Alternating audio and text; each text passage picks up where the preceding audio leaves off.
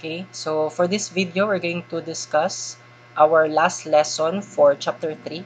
So this is our 12th lesson. So this is about thermal deformation.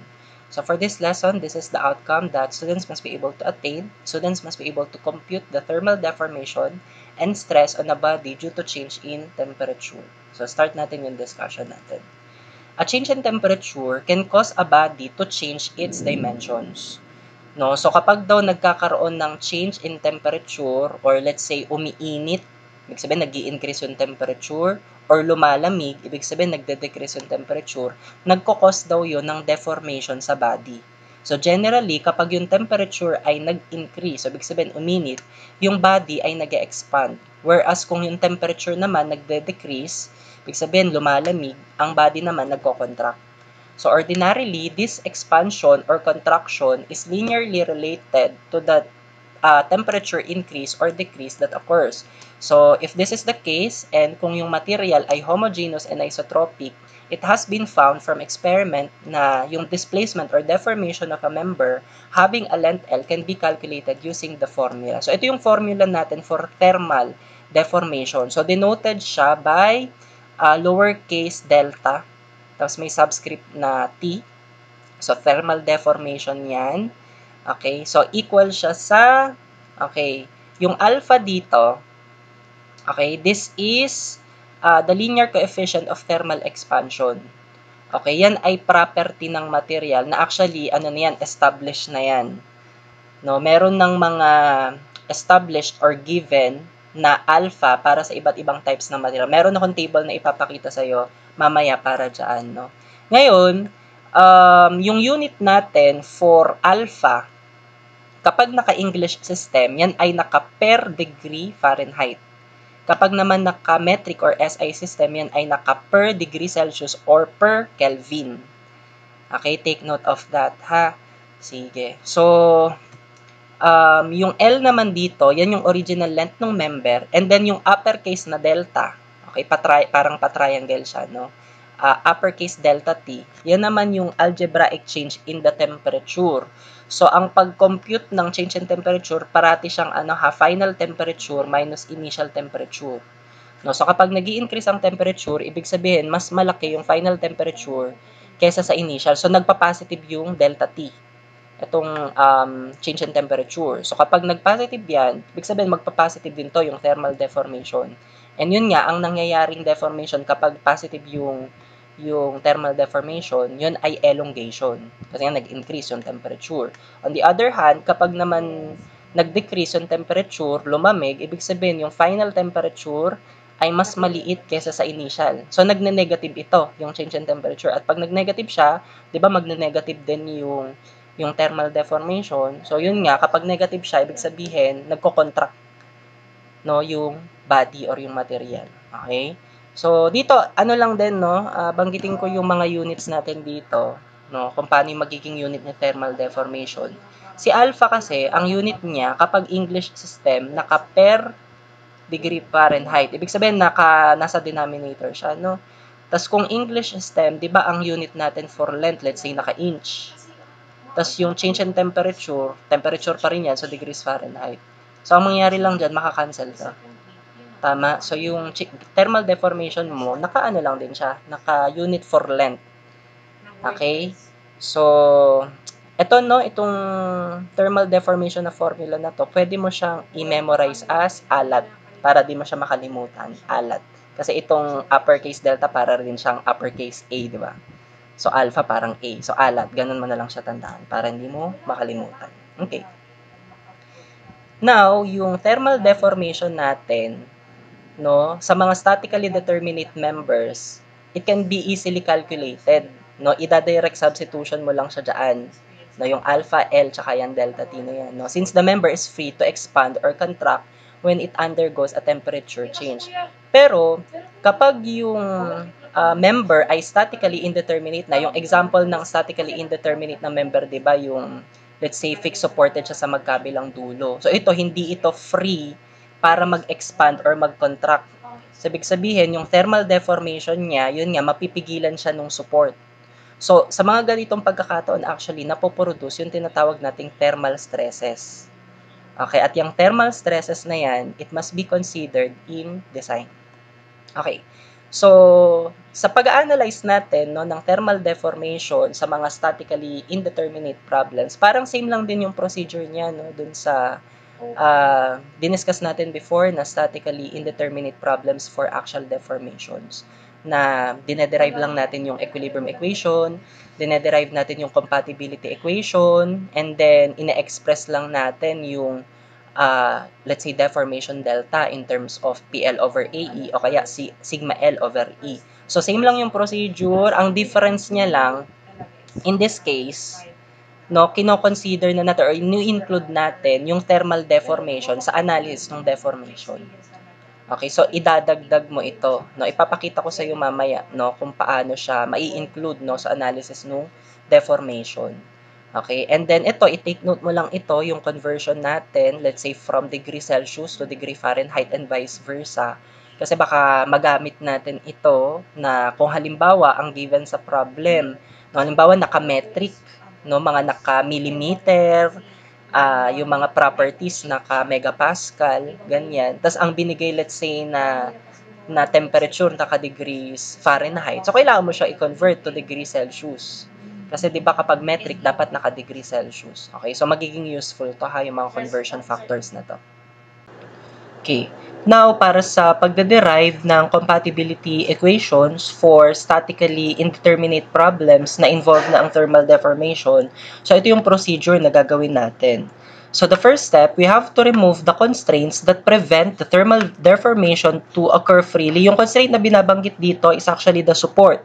So kung halimbawa yan ay fixed supported sa magkabilang dulo, no, yung material or yung bar, okay, i-remove mo siya, no, para freely no mangyari yung thermal deformation. So you are going to show the thermal deformation dun sa drawing using an exaggerated scale. Okay, and then ang next naman na gagawin mo, you're going to apply the forces that are necessary to restore the specified conditions of constraint. So yung forces sa binabanggit dito is actually yung force na manggagaling dun sa support.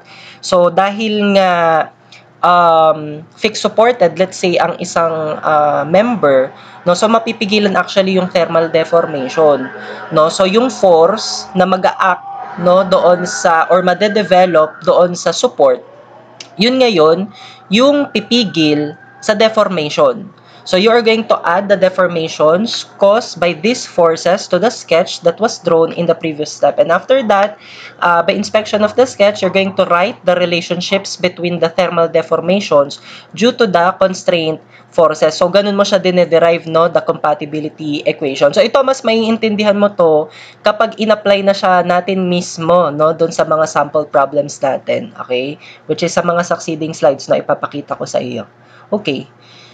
Sinamarize ko na din ito, no, yung procedure natin sa pagsosolve ng statically indeterminate problems na involve na ang thermal deformation. So, ganun pa rin, kailangan mong isulat yung equilibrium equations. You have to derive the compatibility equations in terms of delta and delta T or thermal deformation, and then you're going to express the delta in terms of PL over AE or sigma L over E, and then yung thermal deformation delta T natin, express mo siya in terms of alpha L uppercase delta T or alat, no? And then you're going to solve the equilibrium and compatibility equations para dun sa mga unknown forces or stresses. Okay? Sige. So, ito yung tables, no? Dalawa actually to, yung para sa US customary units or English system of units, at saka para sa SI units or metric system of units, no? So, ito ay table na nakalist down dito yung mga iba't ibang types ng materials natin. Okay, at saka yung mga material or mechanical properties nila. So, nandito yung modulus of elasticity, modulus of rigidity, pati yung kanilang coefficient of thermal expansion alpha. No? So, kumbaga, ito ay mga established na values. No? So, ang usual naman na ginagamit natin, let's say for steel, is yung A36. So, para sa A36 na steel, ang kanyang established na alpha or coefficient of thermal expansion ay 6.6T. Pero yan ay naka times 10 raised to negative 6 ha, per degree Fahrenheit. So pag English system talaga, no, naka per degree Fahrenheit siya. Ngayon sa metric naman or SI units, ang A36 natin na steel, ang kanyang alpha ay 12. Okay, times 10 raised to negative 6, pero ito naka per degree Celsius. So kung halimbawa sa mga problems natin, binigay ko anong type ng material, pero hindi binigay yung mga mechanical properties niya, no, so pwede mong balikan tong mga table na ito, no, para dun sa kanilang mga established na mechanical properties. Okay? So let's start with our first sample problem. Okay, for sample problem number 1, the A36 steel bar shown in the figure is constrained to just fit between two fixed supports when T sub 1 is equal to 60 degrees Fahrenheit. If the temperature is raised to T sub 2 equal to 120 degrees Fahrenheit, determine the average normal thermal stress developed in the bar. Okay, so ito yung given natin na steel bar. So, itong steel bar na to, ito ay fixed supported sa magkabilang dulo. And then, binigay din yung details, no, ng kanyang cross-section. So, square yung kanyang cross-section. Okay, now, kung iisipin mo, no, makikita mo kasi dito, no, na walang applied na actual load itong steel bar na ito. So, pwede mong maisip na hindi siya magkakaroon ng deformation. Pero, binanggit kasi kay problem na nagkaroon ng changes in the temperature. No? So, may binigay dito na T sub 1. Ito yung initial temperature na 60 degrees Fahrenheit. And then, may binigay na T sub 2. This is the final temperature, which is 120 degrees Fahrenheit. So, ang nangyaring change sa temperature, actually, tumaas or nag-increase yung temperature. And as we have mentioned dun sa discussion natin kanina, kapag nagkaroon ng change in temperature, yun ay magkakos ng thermal deformation. So, itong itong bar na ito, mag-undergo siya ng thermal deformation. Pero, take note, fixed supported siya sa magkabilang dulo. So, ibig sabihin, yung thermal deformation na yun, mapipigilan. Okay, mako-constraint. Okay, mapipigilan niya, no, yung kanyang pag-deform. No? So, dahil fixed supported sa magkabilang dulo, ang mangyayari dito, no, merong made-develop na thermal stress doon sa bar. Kasi nga hindi siya freely makakapag-deform. Okay? Sige. So, yun yung pinapahanap actually, no, yung stress na na-develop doon sa bar. Okay. So, gawin natin ito. Definitely, this is statically indeterminate problem. Okay, na-involve na ang thermal deformation. So, ang una siguro muna natin gawin, no, i-derive natin yung compatibility equation. So, we are going to follow, no, yung procedure natin sa pagde-derive ng compatibility equation. Ang first step natin doon, tanggalin daw natin yung constraint or yung support. No? So, ang gawin natin, isang support yung tanggalin natin. Okay, so let's say, ang tanggalin na lang natin na support is itong support kay B. Okay, so kapag tinanggal natin itong support na to, mai-imagine natin na itong steel bar na to, makakapag-deform siya freely. So, by the way pala, ang naging change in temperature ay increase. No? From 60, naging 120. So, nag-increase yung temperature. So, meaning, ang mangyayaring deformation dito ay elongation. Tama? So, siya ay mag-elongate. So, pwede nating ma-imagine na yung magiging elongation niya ay, let's say, ganito. So, ina-exage lang din natin yung drawing na yan. Maliit lang talaga yan. No? So, eto ngayon, yung nangyari na thermal deformation. Okay, pangalanan natin ito na delta T. Okay, now, dahil nga fixed supported ito, sa totoo, itong thermal deformation na to, mapipigilan ito. So, ang second step natin, we have to apply the forces na magre-restore dun sa specified condition of constraint. So, magkakaroon ng force, no, doon sa may support natin kay B. So, yung force na made-develop dito kay B, dapat ay i-oppose niya yung deformation na mangyayari. So, ang mangyayari na force F dito, dapat pa ganito yung direksyon niya. Okay? Para maibalik yung nangyaring thermal deformation. So, yung deformation that will be caused by this force F will be ito. Yung delta F. Okay? So, kumbaga itong force F na to, yun nga, ito lang din yung actually magiging reaction force dito sa may fixed support at B. No, and kung ito ay iisipin mo, no, itong A, yung magiging reaction lang din dito kay A.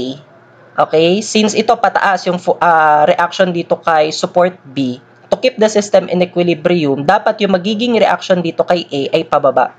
So ito, it will also make sense to you, no, na ito magiging F lang din, no? It will make sense to you na tawag dito, yung magiging reaction dito kay A at saka kay B, they are actually equal lang. Tama? Kasi kapag nag-equilibrium equation ka, di ba, mag-i-equal lang sila. Kaya hindi ko na papangalanan na FA yung dito kay support A, dito naman kay support B ay FB, no? Kasi yun nga, equal lang naman sila. No, pwede natin sabihin na let's say pareho na lang silang force F. Okay, yung mga reaction sa kanilang mga sa kanila. Okay. Sige. So, mula dito, no, pwede na natin actually isulat yung compatibility equation. No? So, tingnan mo ngayon yung relationship nung delta T at saka nung delta F. Okay. So, base sa drawing nila, okay, we can say na yung delta T, di ba equal lang sa delta F? Tama? Okay. So, mula dito, itong mga delta ngayon na ito, palitan natin sila. No? Itong delta T in terms of yung alat. No? Yung alpha, L, tapos delta T. Sige, sulat ko. Alpha, yung length, at saka yung change in temperature or delta T.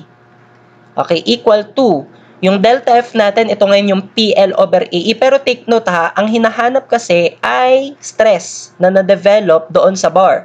So, instead na PL over AE, i-sigma natin or stress, no? Sigma L over E. Okay? Sige. So, as you can see, pareho silang may L. So, pwede natin actually i-cancel out yung L. Okay, so pwede natin i-substitute dito yung mga values natin.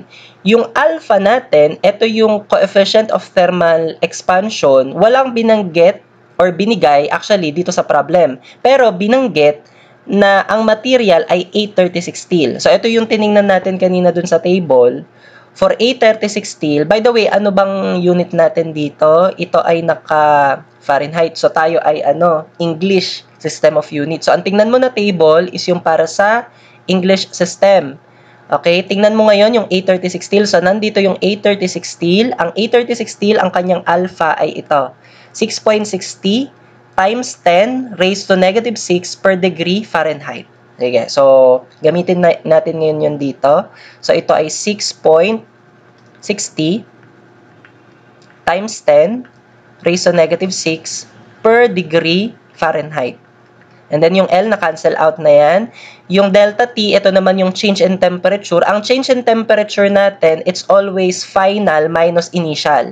So yung final natin dito is yung 120 degrees Fahrenheit minus yung initial na 60 degrees Fahrenheit.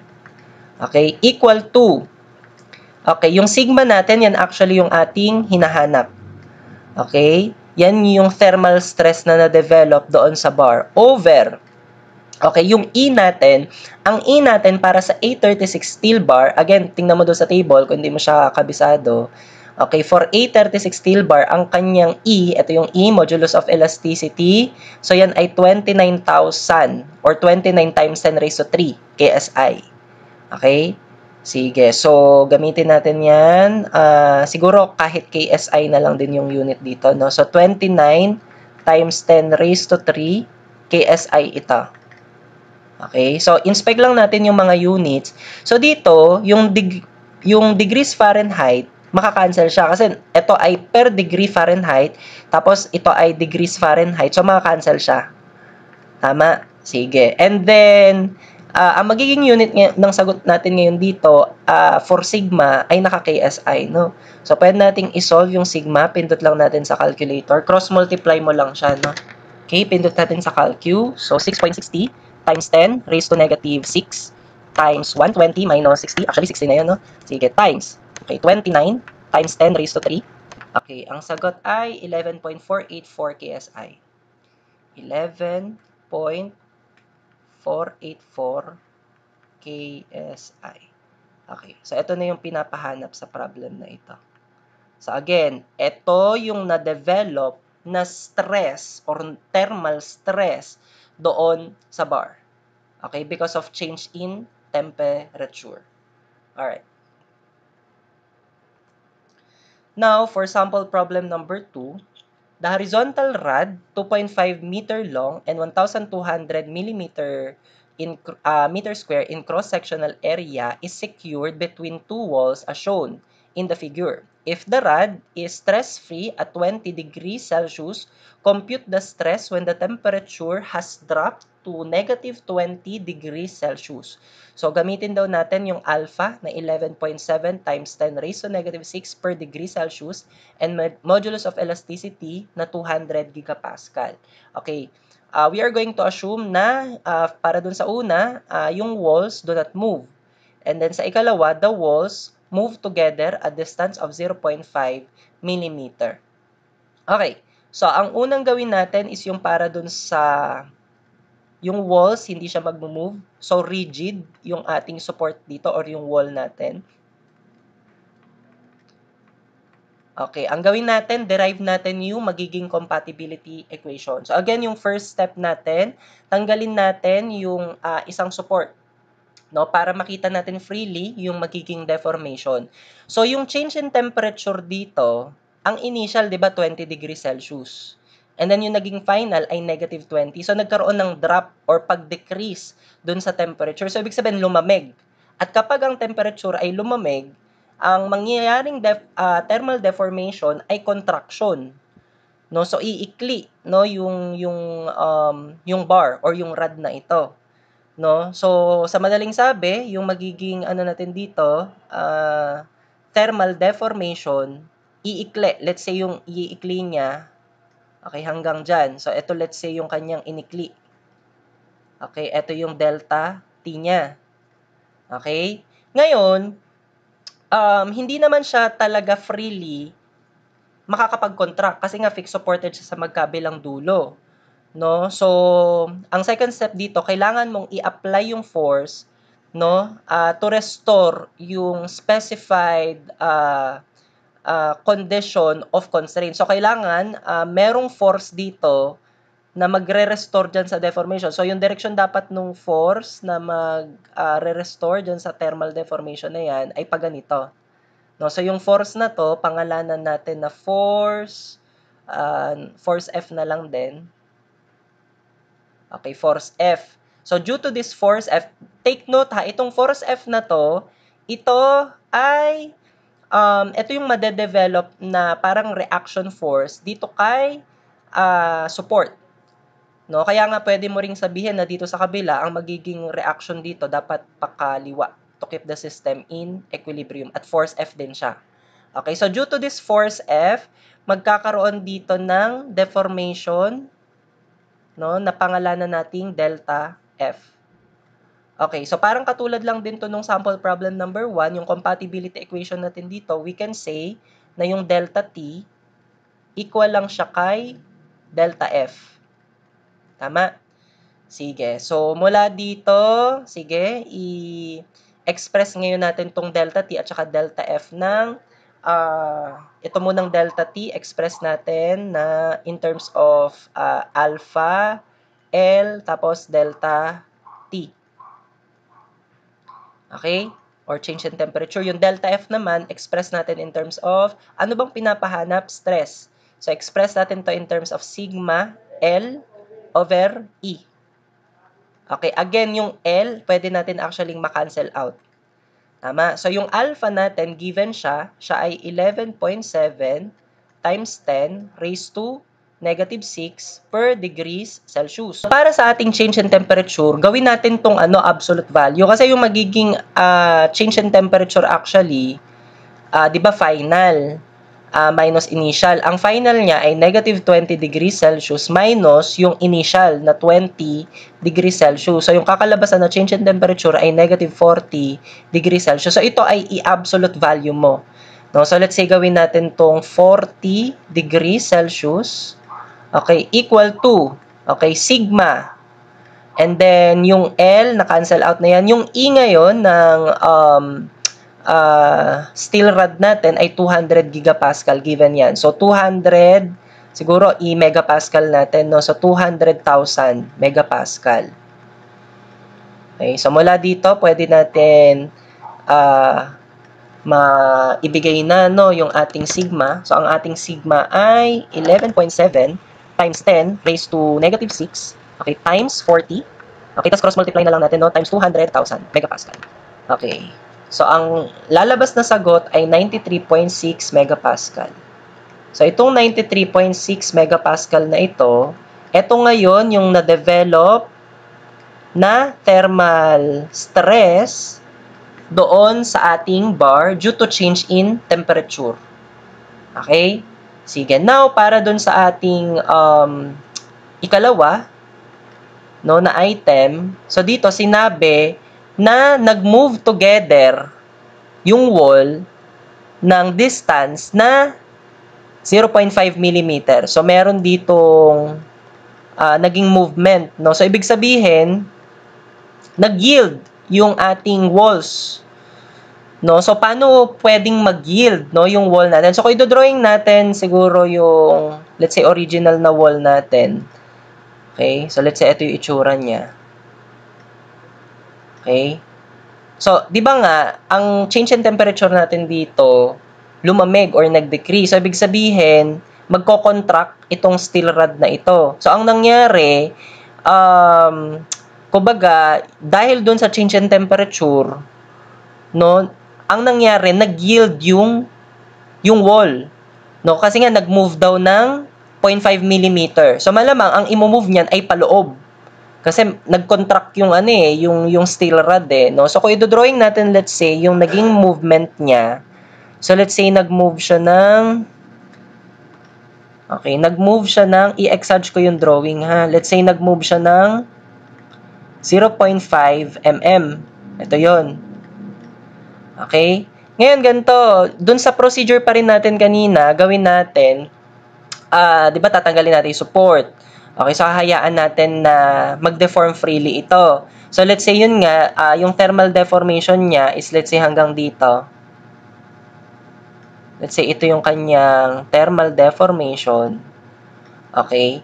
Pero, yun nga, merong force na madedevelop dun sa support. So, yung force na pipigil dun sa deformation. But in this case, hindi niya completely mapipigilan yung deformation kasi nag-move ng 0.5 mm, no, yung wall.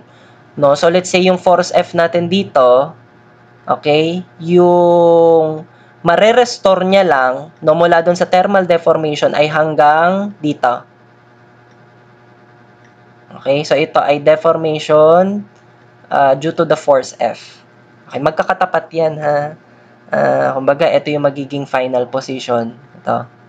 Tinapat ko yan sa 0.5 na yan.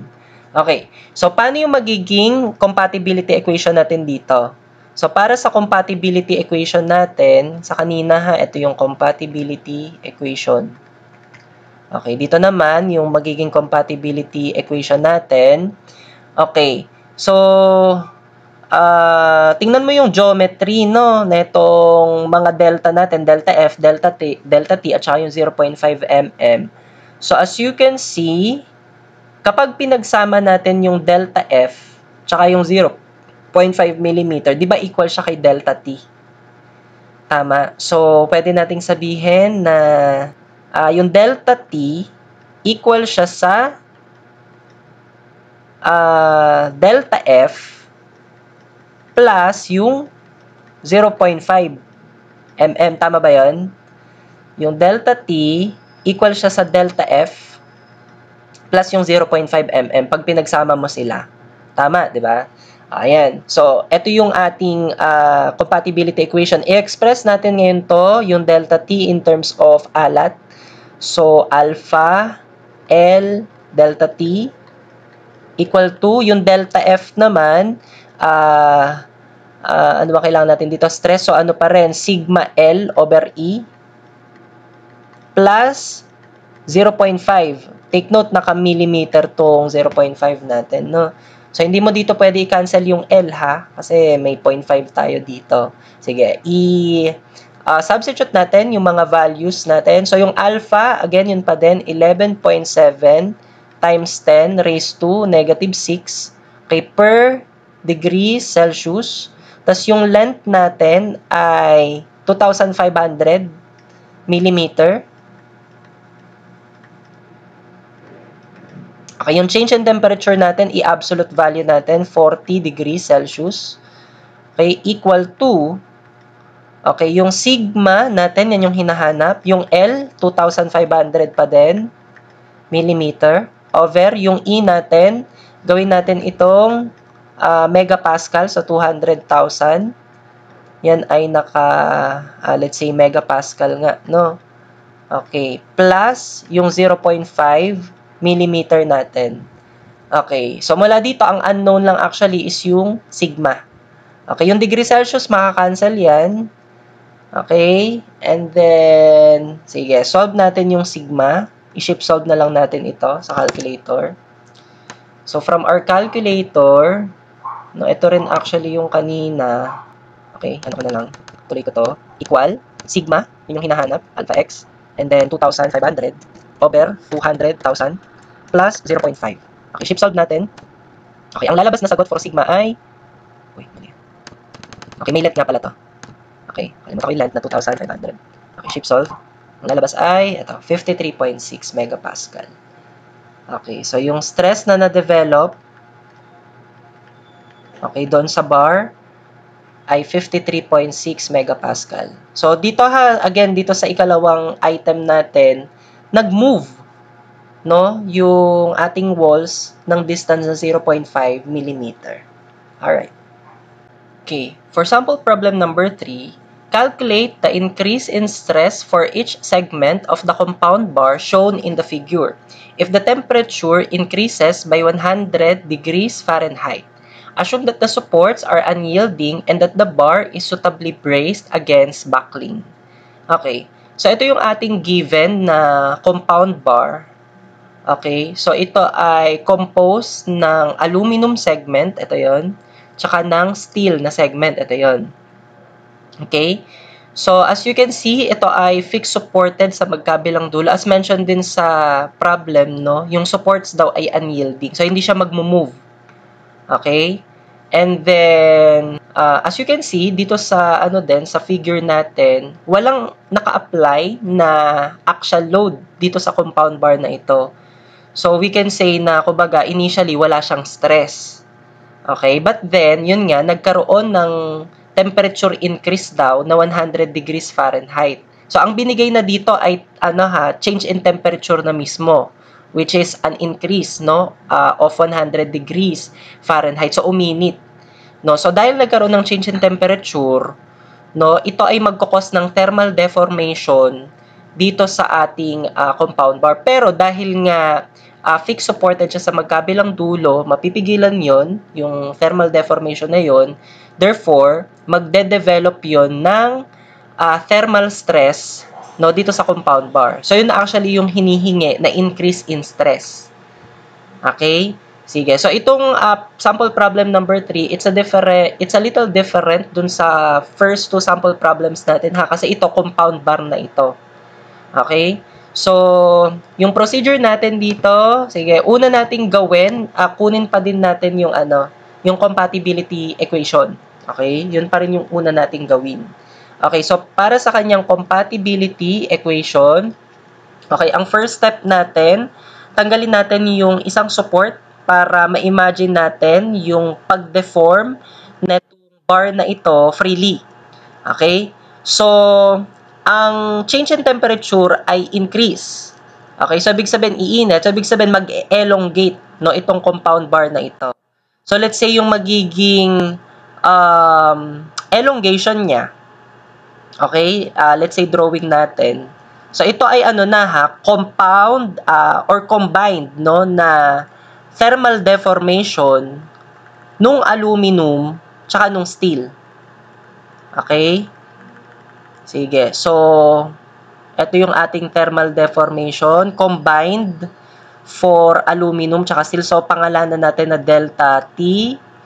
Tapos, ito ay for aluminum plus delta T para naman sa steel. Okay. Ngayon, itong elongation na to, actually, hindi siya mangyayari talaga. No? Kasi, yun nga, merong fixed support dito. So, merong force na madedevelop dito kay fixed support. Okay, let's say yan ay force F. At ang direksyon ni force F dapat pa ganito. Yun nga, para pigilan yung thermal deformation. So, due to this force F, no, magkakaroon ng deformation, no, na kumbaga kukontra dito kay thermal deformation. Pero yung magiging deformation dito due to force F, combined din ito para kay aluminum at steel. So, let's say delta F para kay aluminum plus delta F para kay steel. Okay. So, ngayon, mula dito, no, pwede na natin actually maisulat yung relationship na itong combined delta T natin tsaka combined delta F. No? So, equal lang din naman sila, di ba? Yung delta T, aluminum plus delta T, steel, equal lang sila sa delta F, aluminum plus delta F, steel. Okay, so sulat natin. So, delta T, aluminum plus delta T, steel. Yan yung mga thermal deformations. Equal lang din sila sa delta F, aluminum, okay, plus delta F, steel. So, ito namang mga delta F na to, ito yung mga deformation due to the force F. Or, kumbaga, ito yung reaction, yung force, no, dun sa support. Okay. Ngayon, palitan natin tong mga delta na to, yung delta T in terms of alpha L delta T, tas yung delta F naman in terms of PL over AE or sigma L over E. Okay? Sige, so unahin natin yung sa delta T. So, yung para kay aluminum, sige, sulat lang natin alpha L delta T or change in temperature para kay aluminum plus alpha L delta T para kay steel. And then, equal to, ito naman yung PL over AE. Siguro PL over AE na lang, no? Explain ko later kung bakit PL over AE instead na sigma L over E, no? Sige, so, for the aluminum, PL over AE, okay, plus PL over AE para kay steel. Okay. So, mula dito, gagawin natin, i-substitute natin yung mga values natin. For alpha, okay, ito yung mga given, no, na properties ni aluminum. So, yung kanyang alpha ay 12.8 times 10. Okay, medyo mahaba-haba ito. 12.8 times 10 raised to negative 6 per degree Fahrenheit. Okay, multiplied by yung length ni aluminum. Ang length ni aluminum ay 10 inches. So, 10 inches.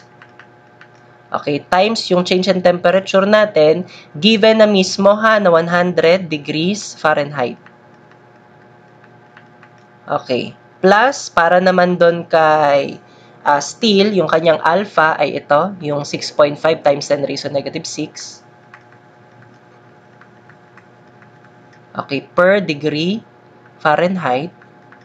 Okay, tas yung kanyang length ay 15 inches. Okay. Ang kanyang change in temperature, yun pa rin, 100 degrees Fahrenheit. Okay. Equal to. Sige, dito ko na lang sa baba ilagay yung equal to. So, PL over AE na aluminum. Yung P niya, sige, pangalanan ko na yung P niya ay F aluminum.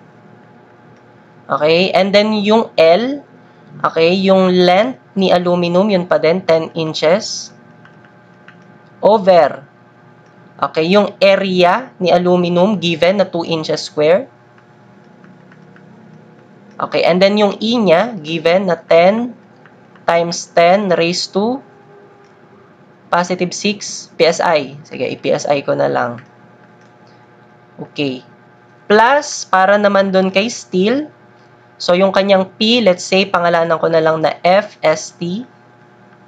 And then, yung kanyang length ay 15 inches. Okay, over, ang area niya ay 1.5 inches square.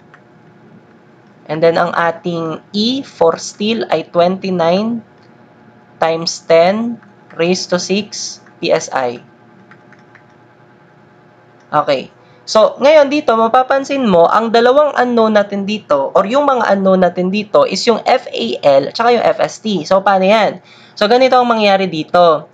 Ito actually force F dito sa may right end, no? Equal din yan dun sa may, kumbaga, yung force dito kay steel. So, pwede natin sabihin na yan ay FST, ST din. No, yung force F natin. Okay? Ngayon dito, magkakaroon din dito ng force sa kabilang support. So, ito ay FAL. Okay? At itong FAL na to, equal lang din kay F. So, pwede nating sabihin nga na yung, kumbaga, by equilibrium, yung FAL equal lang kay FST. Okay? So, kumbaga, ito yung equilibrium equation actually. No? So, kakailanganin natin ito. Kasi nga, dito kay compatibility equation, dalawa yung unknown, yung FAL at saka yung FST. So, kakailanganin natin dito yung equilibrium equation na yung FAL equal lang siya kay FST kapag nag-summation ka, let's say, ng forces horizontal. Okay? Sige. So, ito ay pwede nating gamitin, no? Na yung FAL equals FST. So, ibig sabihin, let's say, from the compatibility equation, pwede kong palitan yung FST ng FAL or vice versa para isa na lang yung maging unknown. So, pwede natin itong ipindot sa calculator and then masosolve natin si FAL. Input natin to sa calculator. So, 12.8 okay, times 10 raised to negative 6 okay, times 10 times 100 plus okay, 6.5 exponent negative 6 okay, times 15 times 100. I-ano ko na siguro muna to na press equal kasi baka hindi magkasya sa calcu. Okay, so ito siya.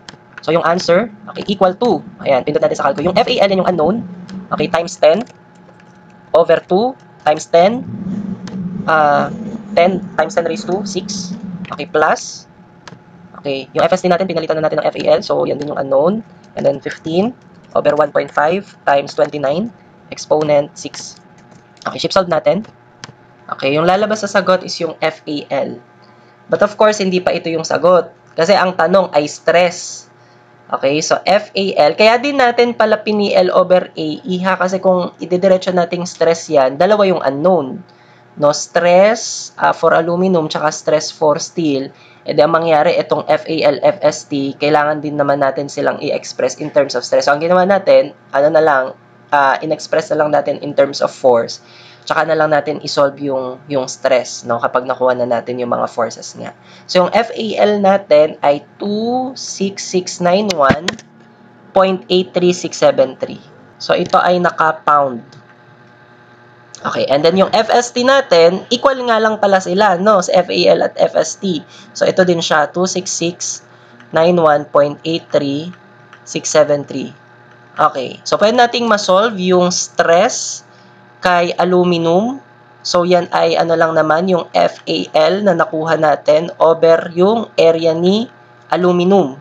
So, ang FAL natin, so again, 26691.83673. And then, yung ating area, by the way, ito ay naka-pound. Ang area ni aluminum ay 2 inches square. Okay, so yung kakalabasan na stress kay aluminum ay, okay, divide na lang natin to by 2. So, 13,345.91837. So, pound per inches square or PSI. So, ito yung stress para kay aluminum. And then, yung stress naman para kay steel. So, it will just be FST over area ni steel. Okay. So, yung FST natin ay 26691.83673 pound over yung area ng steel natin na 1.5 inches square. So, ang kakalabasan ay, sige, so, 26691.83673. Okay, divided by 1.5.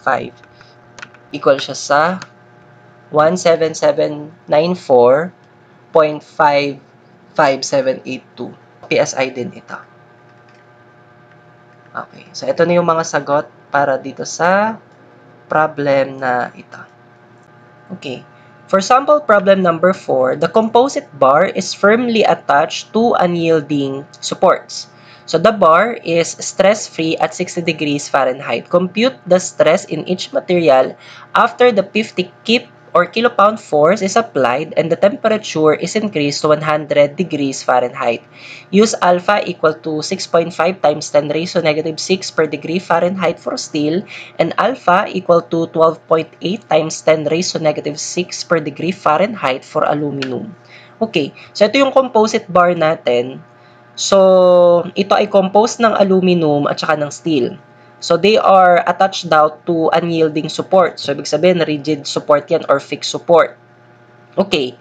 So, as you can see, itong ating composite bar, merong naka-apply na axial load sa kanya na 50 kilopounds. And at the same time, nagkaroon ng change in temperature from 60 degrees Fahrenheit naging 120 degrees Fahrenheit. So, ang pinapakompute sa atin dito is yung stress dun sa bawat material due to the in-apply na 50 kilopound force at saka yung change in temperature. Okay, so paano yung gagawin natin dito? So, ang first na gawin natin, i-derive natin yung compatibility equation. So, para ma-derive natin yung compatibility equation, tanggalin natin yung isang support dito na lang sa right end. Tapos, para maano natin, no, ma-imagine natin, no, yung magiging thermal deformation niya, no. So, yung magiging thermal deformation dito will be elongation ba o contraction. Ang ating temperature from 60 naging 120. So, ibig sabihin, ang change in temperature ay increase. So, uminit. So, mag-e-elongate siya. So, yung thermal deformation natin dito ay elongation. Okay. So, drawing natin yung magiging elongation dito. So, itong thermal deformation na to, okay, ito ay combined thermal deformation ni aluminum tsaka ni steel. Okay, of course, itong thermal deformation na to, mapipigilan siya ng force F na madedevelop dito sa support natin. So, pag ganito dapat yung direction ng ating force F para mapigilan yung thermal deformation. So, magpo-produce ito or magkukause siya ng deformation. Okay, so deformation due to force F. So, combined din ito for aluminum at saka steel. Okay? So, mula dito, actually, pwede na nating masulat yung ating compatibility equation na yung delta T for aluminum and steel equal lang siya sa delta F for aluminum and steel din, no? So, yeah, sulat natin. So, delta T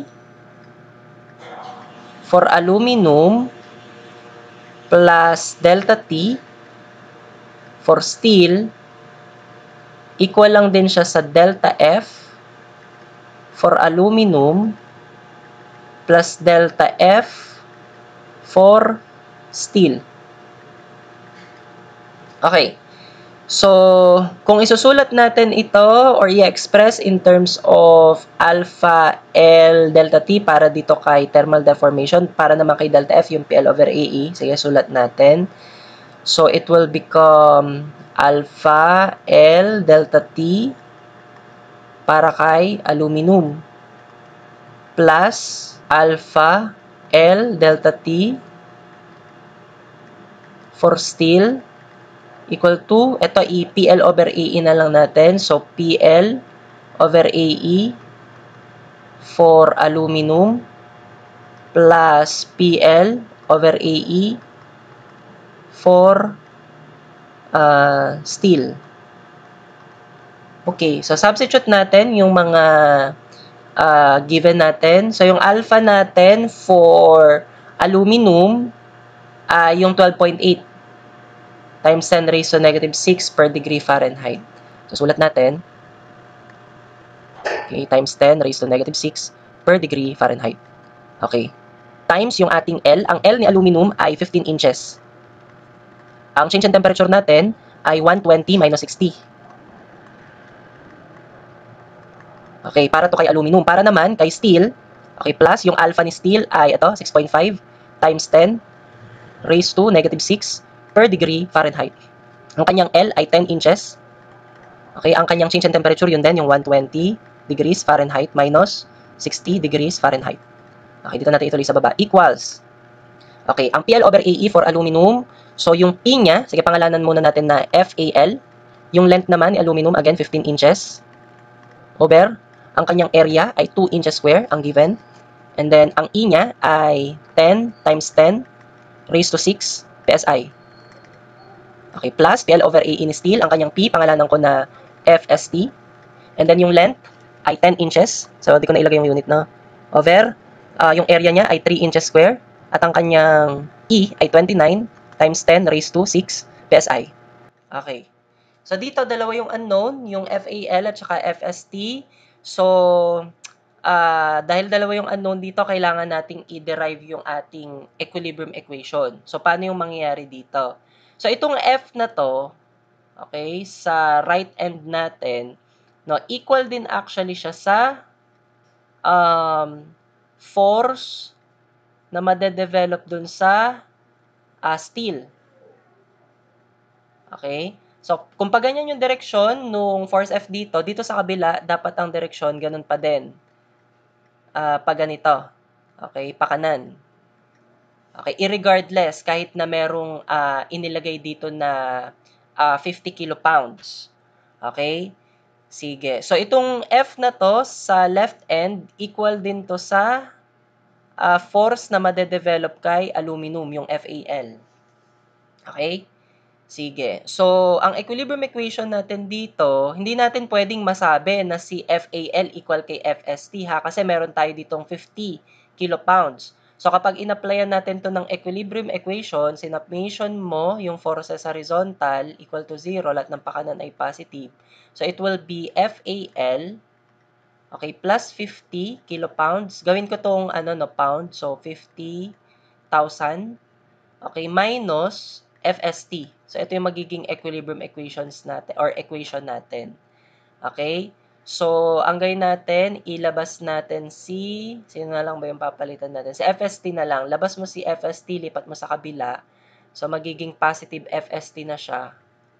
Tapos yung FAL, magre-retain dyan sa kabilang side. So, FAL, pati yung 50,000.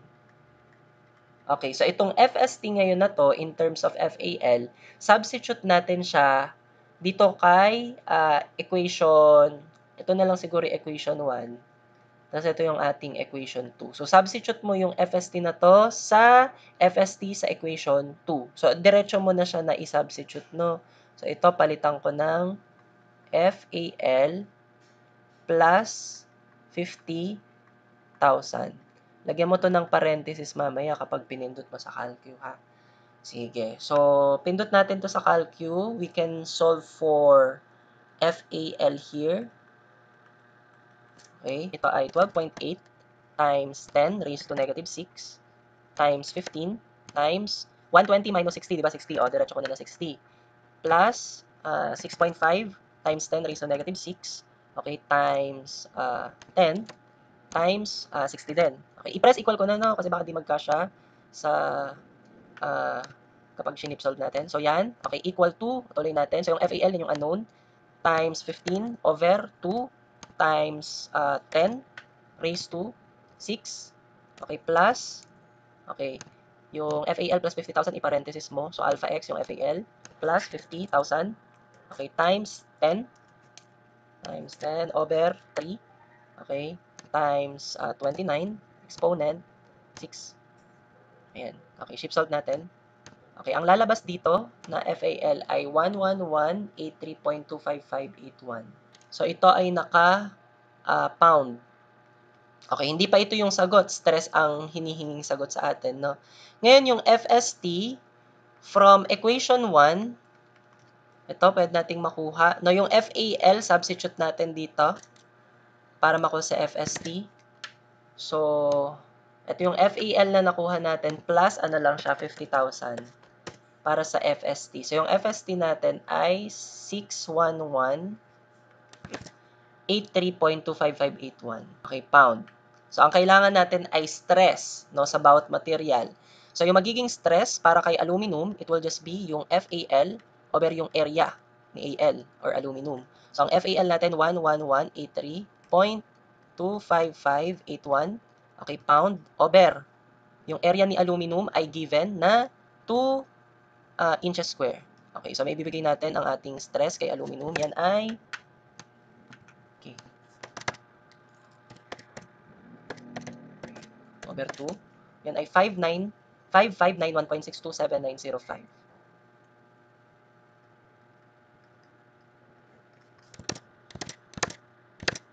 Okay, kahit 63 na lang. PSI. Okay, so ito na yung sagot. For aluminum. For steel naman, so siya ay F nung steel over area nung steel. Ang F nung steel natin ay 61183.25581 pound over. Ang area ni steel ay 3 inches square. So ito ay okay, yung sagot natin kanina ay okay, sige. 611.83.25581 over 3. Okay, ang sagot ay 20,394.4186.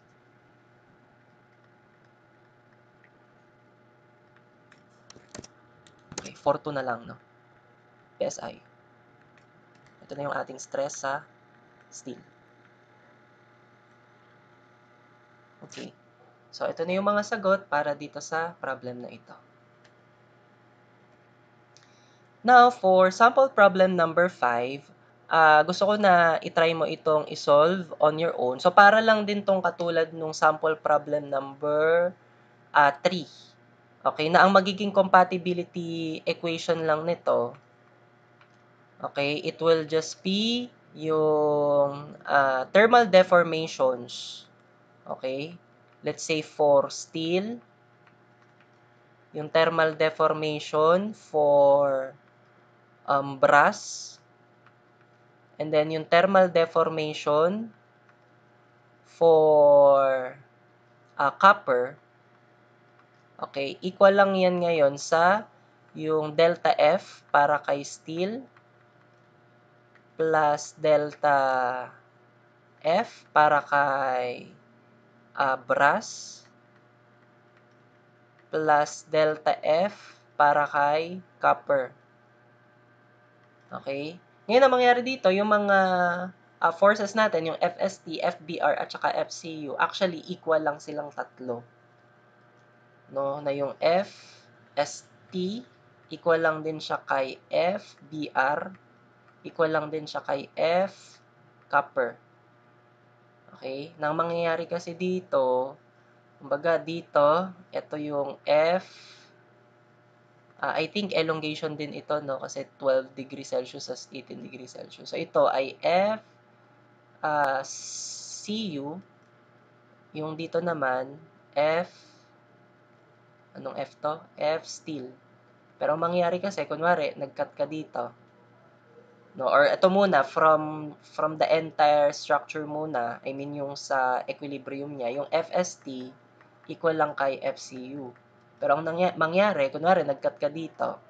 So, merong magiging internal normal force dito, di ba? Yung F brass. Which in that case, yung F brass equal lang kay FST.